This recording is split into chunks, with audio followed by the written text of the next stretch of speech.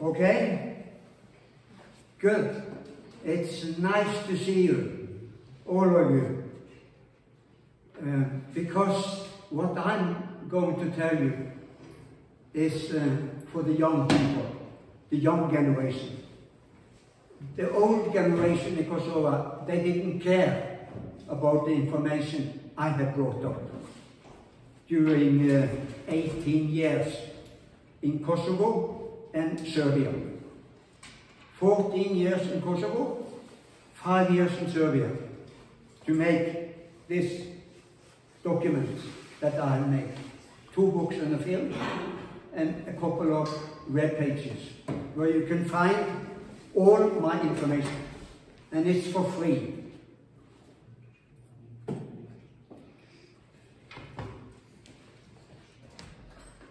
I will start this presentation by telling you about the work I did in the Balkans over 19 years, 1999 to 2018.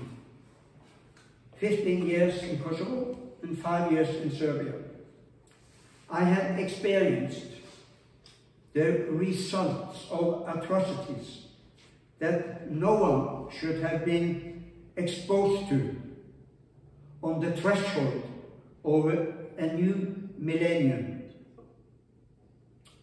My hope is that the younger generation in Serbia and Kosovo will see the unique opportunity they have to influence their society and turn away from the Balkans' habitual,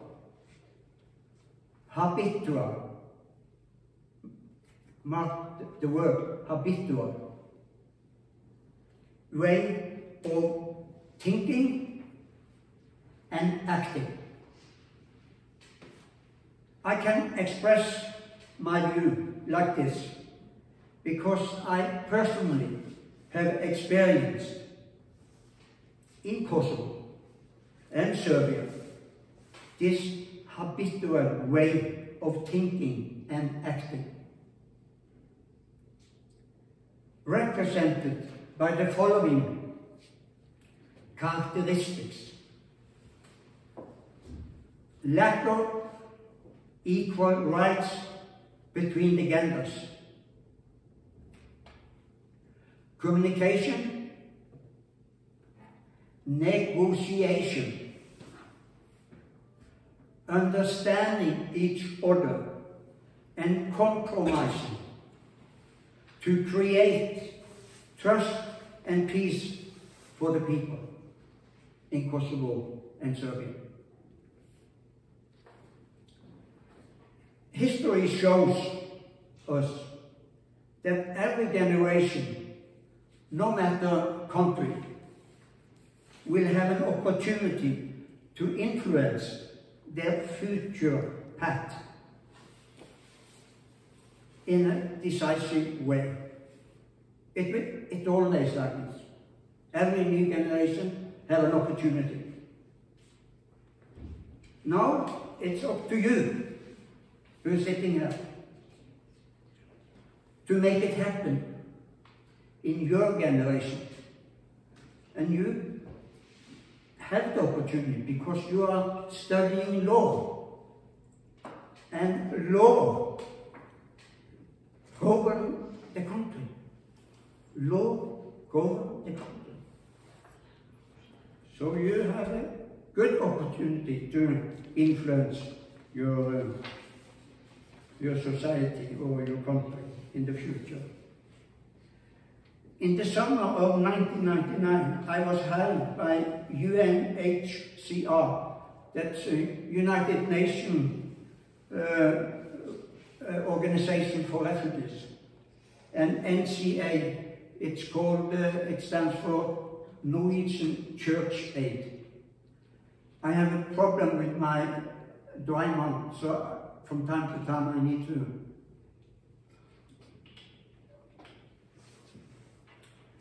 and I was hired to clean up water wells in Kosovo, all over Kosovo. for human bodies. Can you imagine? I had to clean up wells, water wells for human bodies over 8 months. I ended up in March 2000. Then we had finished after 8 months.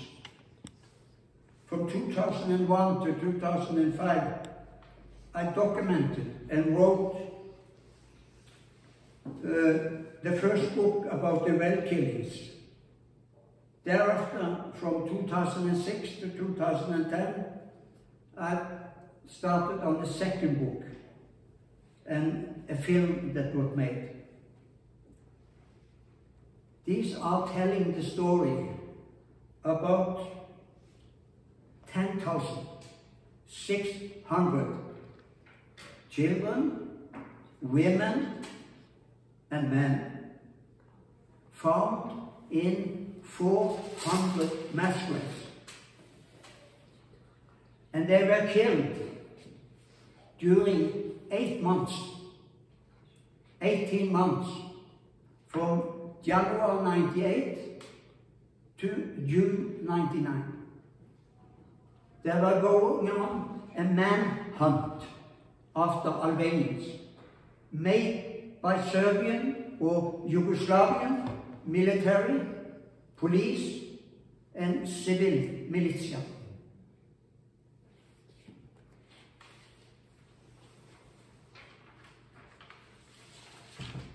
From 2013 to 2018, I stayed in Belgrade and informed the people in Belgrade or in Serbia about what's happened in Kosovo in 98-99. Because the government in Serbia, they wouldn't talk about it. They refused to say anything about what the Serbs and the Yugoslav people were doing in Kosovo in 98 and 99. They just shut them up. They claimed it was fake. That's the new word today, fake. So they said it is fake. It isn't like this.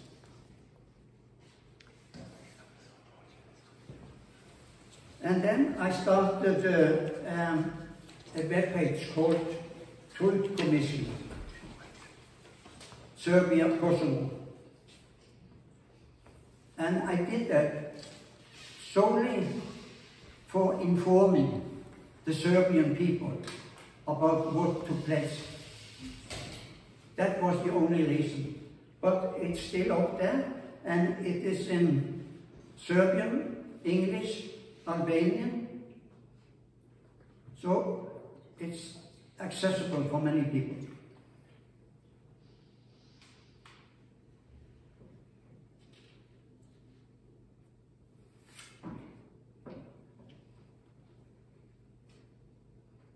After my assignment for UNHCR and NCA, I came back to March 2000.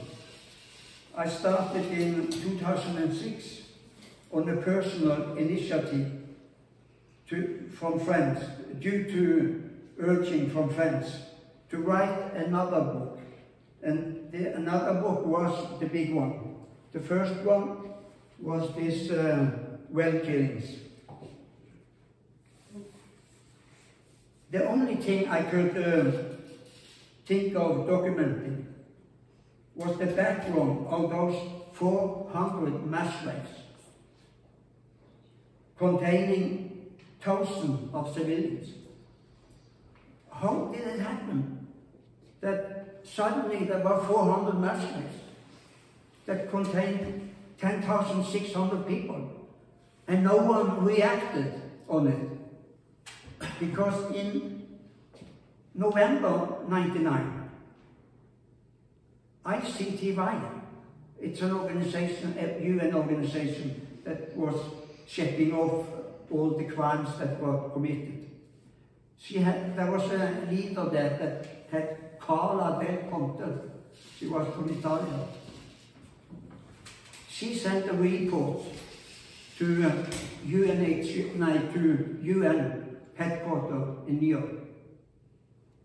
And live out, we had found 400 mass graves with 10,600 people. And UN received the information. All the information was known among the politicians in Kosovo, but nothing happened. Can you imagine? They killed 10,600. There were mothers, daughters, sisters, you name it.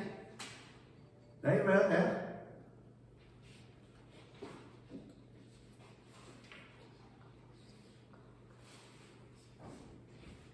Before I started on this project in November 2006, regarding those 400 mass graves, I contacted the director of Institute of History, Dr. Josef Martinsen, and the director of the Archive of Kosovo. Two prominent people in Kosovo at that time, and asked them for advice, what I should do. I was thinking with this book and those 400 mass graves. UN told me, don't bother with a book or research about this. We have all needed information. But the people in Kosovo, they had no information about this. They didn't know. They know there were a lot of killings going on that had been done, but they didn't know details about it, who it were and whatever. So I asked them what I should do about my project, planned project. Because ordinary people say, write the book, and UN said, don't write the book, it's not needed. And to my surprise, those two I mentioned, they said to me, of course you should do the book. Start at once, because we don't have information. Can you imagine? Director from the history of Kosovo and Archive, they didn't know anything about this. And they said to me, of course you should, because it has already gone 7 years. And a lot of information had disappeared. People had driven out of Kosovo, gone to US or whatever in Europe. And the information was lost. So they said to me, do it. And do it quick. Otherwise we will lose information. So I said to them, I will do it, but you have to do me a recommendation. Because you can imagine, I was alone on this project. And if I was going around in Kosovo and asked for information, they would say, who are you? Who are you representing? Why are you doing this? They said, you are trying to earn money on the information, they said to me. No, I said, I've never done anything for money. So I said to those people at the history and archive, write me a document that can show that I'm a legal man here. I have authority to ask people in Kosovo for information. Municipalities, villages around in Kosovo.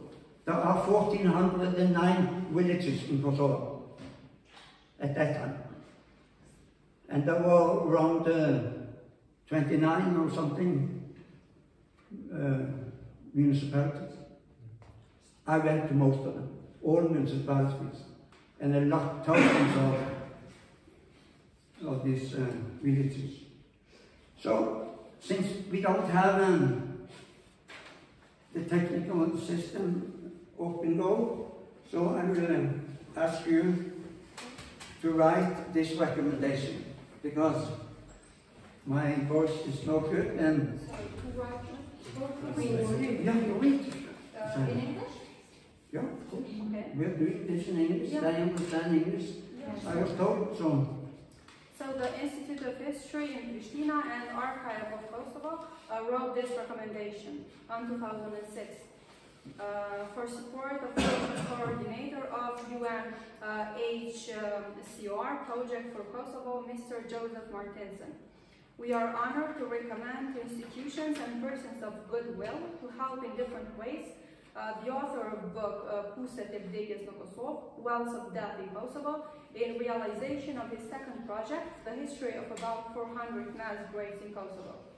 Mr. Josef Martinsen, like in his first book, aims to treat in a scientific and documentary way the destiny of civilian victims, unprotected Albanians from military, police and paramilitary Serbian forces of criminal Serb regime during the war in Kosovo. Therefore, expressing gratefulness for work and great contribution of this honored author for presentation and reveal of human destinies, we consider with great importance the assistance for implementing this project with multiple values. Thank you. So, with this document, I could travel around without any problems. I didn't encounter any problems either. It was necessary for me, since I was working alone, to have connections in the system. And it was an international system at that time. UNMIK was running Kosovo. And we had to adapt to what they meant was the correct thing to do. So I went to all those NGOs, civilian NGOs. And could you read off these civilian NGOs? Yeah. With this document, I could access NGOs and UNMIK and ask for documentation and data necessary for my book project. Data sources I used were International Committee Red Cross in Pristina, International Crime Tribunal for former Yugoslavia, The Hague, Office for Missing Persons Forensic, Humanitarian Law Center in Belgrade, and Organization for Security and Cooperation in Europe. Thank you.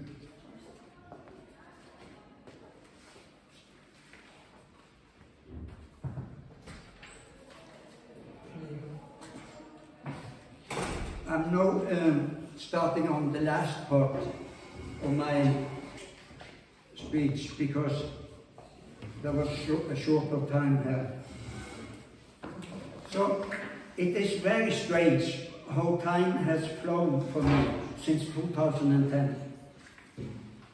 When I presented my war crimes documentation, for everyone else, time has clearly flown quick, except for the raped women during the war in Kosovo, especially for the first 423 raped women who found the courage to sign a document when asked for by UNMIK and the local authorities. For then, time has stood almost still, those 423 raped women.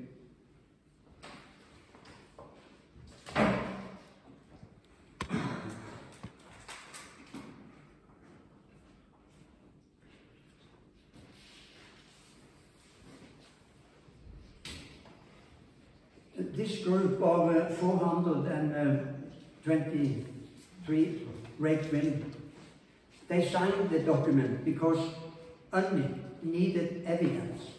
And that's something you understand, evidence. Evidence is important in your business. Yeah. They needed evidence so they could prove in UN in New York that war crimes had been committed and asymmetric warfare was done by Yugoslavia and Serb military and police. They needed desperately those documents, and they got it. There was not many that wanted to sign this document. For most of them, there are probably several thousand of those raped women that was asked. They said, if I sign that document, my future here in Kosovo is gone. I could just leave, just like that, if I sign. But those 423, maybe they had children, they had no money, you can name anything. So they signed and thought that they would be helped, because UNMIK said, we will help you. We will help you. We will tell the local community in the village that they should look after you and see that no one was hurting them in any way. But you know what happened? Nothing happened. Suddenly UNMIK, who was running the country together with the local authorities, they lost everything in their mind. Suddenly they couldn't remember anything. And those 423 women, they had a terrible time since then, up to 2016. 15 years at least, they were treated very badly all over Kosovo. There was none wanted to have relations with them. They were marked for life.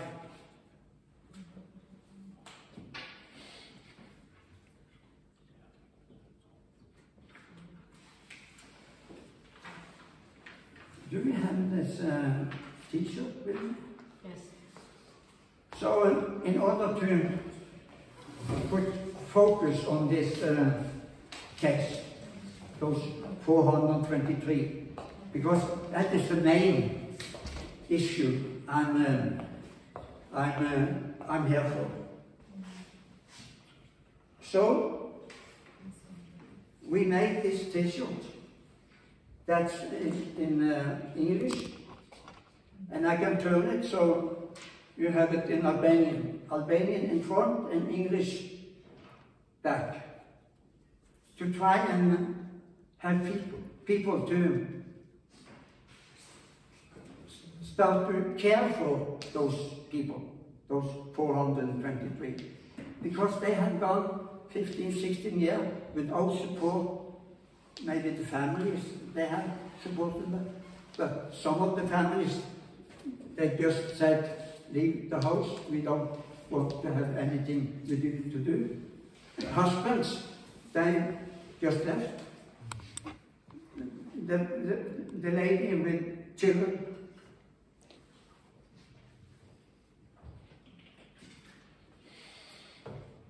So, now I'm closing down.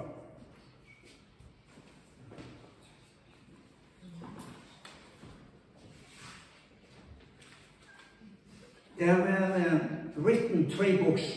You see, I presented all this information for a lot of people, but no one knew anything. They haven't heard anything about this.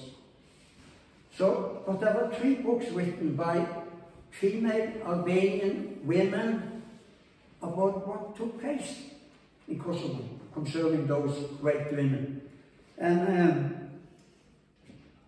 you need to read those 3 and the year they were printed. 3 books were written since 2003 by local female writers, and I wonder how many politicians have read these books. Historit Merey, 98-99, History of Horror, of Sanie Gashi, 2010, Rëfime Trondice, 2003, Ludieta Selimi, Femra të dënuara gjatë luftës së Kosovës, Pa Apology Without Apology by Ramosaj, 2005, printed by the legend. Thank you.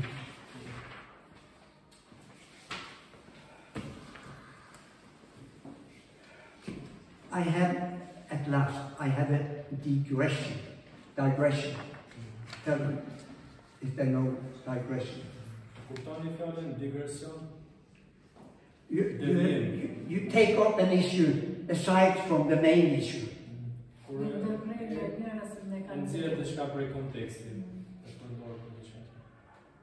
Okay, here you have it. Just to explain a little bit first. In religion, a prophecy is a message that has been communicated to a person by a supernatural entity. And here the other night I got this prophecy. There will rest a curse upon Kosovo until the 423 female war victims have got their rightful excuse and compensation. Thank you for listening.